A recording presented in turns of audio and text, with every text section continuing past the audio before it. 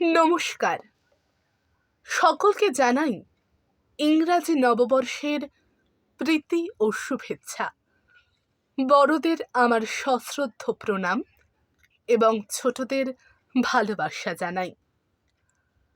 আজ আমি আমাদের সকলের মাথার ছাদ, আমাদের পিতা, তাদেরকে উদ্দেশ্য করে নিবেদন করছি কবি জ্যোতির্ময় রায়ের কবিতা দুহিতা।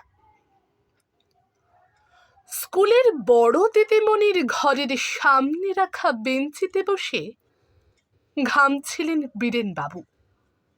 10:30 বাজে। এখান থেকে 11টার মধ্যে বেরোলেই তবে 11:30টার মধ্যে দোকানে পৌঁছতে পারবেন তিনি। আজ ষষ্ঠী। অনেক ছোটখাটো কোম্পানিতে আজই বোনাসের দিন, আর বোনাস পেয়ে অনেকে এই দিনই কেনাকাটা করতে আসেন। তাই মালিক বারবার বলে দিয়েছেন আজ 12টা বাজার আগে দোকানে পৌঁছনোর জন্য। আর আজকালের মধ্যে যা শাড়ি বা অন্য কিছু বিক্রি হবে তার ওপরই নির্ভর করছে বীরেনবাবু আর সারদাময়ী বস্ত্রালয়ের বাকি স্টাফদের পুজোর বোনাস। আজকের দিনটা তাই খুবই গুরুত্বপূর্ণ। কিন্তু কাল মেয়ে যখন বলল আজ স্কুল ছুটি পড়ে যাবার দিনে স্কুলের বড় দিদিমণি ওনাকে স্কুলে ডেকেছেন, তখন থেকেই খুব ভয় লাগছে ওনার। এমনিতে তো মাম্পি খুব একটা দুষ্টু নয়, বরং লক্ষ্মী মেয়েই বলা যায়। মা মরা মেয়ে, নিজের খেয়ালেই থাকে বেশিরভাগ। সেই মেয়ে কোনো অন্যায় করেছে কি ভেবে ভেবে রাতে ভালো ঘুম হয়নি বীরেনবাবুর। পরদিন সকালে সাইকেল করে মেয়েকে স্কুলে দিতে যাবার সময়ও জিজ্ঞেস করেছেন, কিরে মাম্পি, দিদিমণি আমায় ডাকলেন কেন? তুই কি করেছিস? আমি কিছু করিনি বাবা, সত্যি বলছি, জোর গলায় বলেছে মেয়ে। ঘড়িটা খারাপ হয়ে গেছে, ব্যাটারি লাগানো যায়নি। পকেট থেকে সাদা কালো মোবাইলটা বের করতে যাব, এমন সময় বড় দিদিমণি সামনে এলেন। আপনি কি ক্লাস 5-এর দুহিতার বাবা? আগে ম্যাডাম, এ দিদিমণি। আসুন প্লিজ, স্মিত মুখে হেসে বললেন উনি। বেশ বড় ঘর, সেক্রেটারির টেবিলের এক কোণে টেলিফোন, নানা রকম কাগজপত্র রাখা গুছিয়ে। বসুন। আপনি কি জানেন আপনাকে এখানে কেন ডাকা হয়েছে? না মাম্পি, দুহিতা কি কোনো অন্যায় করেছে? না, সেরকম কিছু নয়। আমাদের বাংলা দিদিমণি ক্লাস 5-এ দুর্গার উপর একটি রচনা লিখতে দিয়েছিলেন কদিন আগে। আপনার মেয়ের লেখাটা দেখানোর জন্যই আপনাকে ডেকেছি। ও কি ভুল কিছু লিখেছে দিদিমণি? আসলে আরে দেখুন না আপনি। কাঁপা কাঁপা হাতে ফুলস্কেপ কাগজটা নিয়ে দেখেন মাম্পির গোল ছাঁচের হাতের লেখা। বারবার বলা সত্ত্বেও মার্জিন ছাড়েনি মেয়েটা। ভুরুটা একটু কুঁচকে পড়তে শুরু করলেন বীরেনবাবু। দুর্গা, দুর্গা আমাদের প্রিয় ঠাকুর। মা দুর্গার বাহন সিংহ।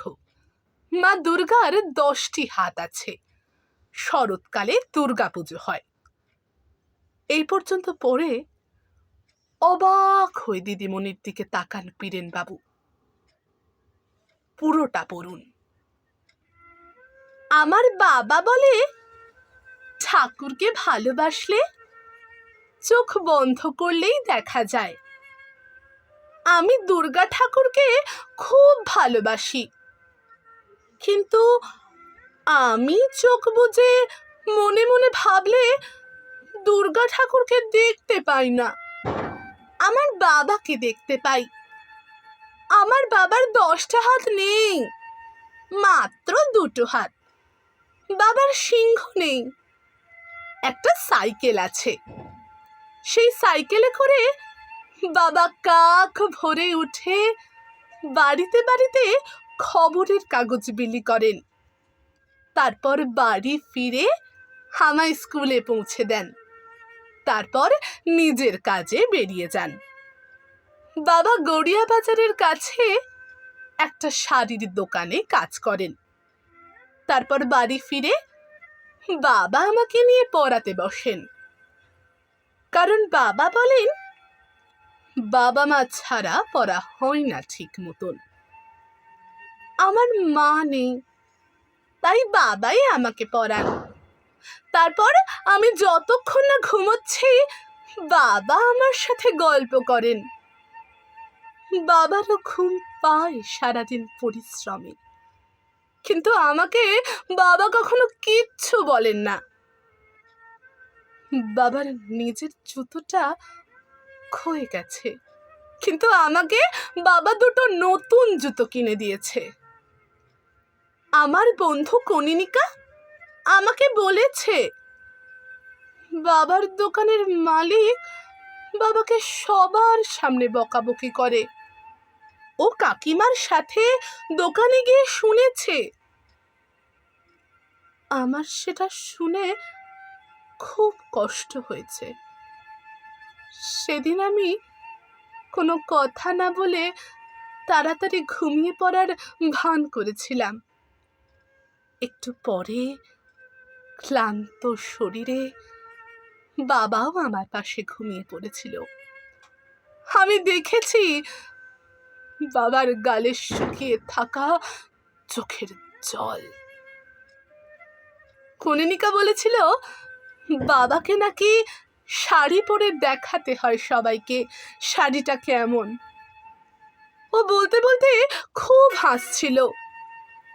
কৃত্তিকা পৌলমীও খুব হাসছিল। তাই আমি ওদের বলতে চাই, আমার বাবা যেভাবে হাসি মুখে আমার দাদু আর ঠাকুমার সেবা করেন, ভালোবাসেন, তাতে আমার বাবাই আমার দুর্গা। কারণ মা দুর্গার মতো তিনিও দুর্গতি বিনাশ করেন আমাদের পরিবারের জন্য। পড়তে পড়তে হাতটা কাঁপছিল বীরেন বাবুর, চোখটা জ্বালা করছে বড্ড। ভালো থাকবেন বীরেন বাবু, এভাবেই আপনার মেয়ের দুর্গা হয়ে। দিদিমণির কথায় ভেসে যাওয়া চোখ নিয়ে চোখ বন্ধ করেন উনি। বন্ধ চোখের আড়ালে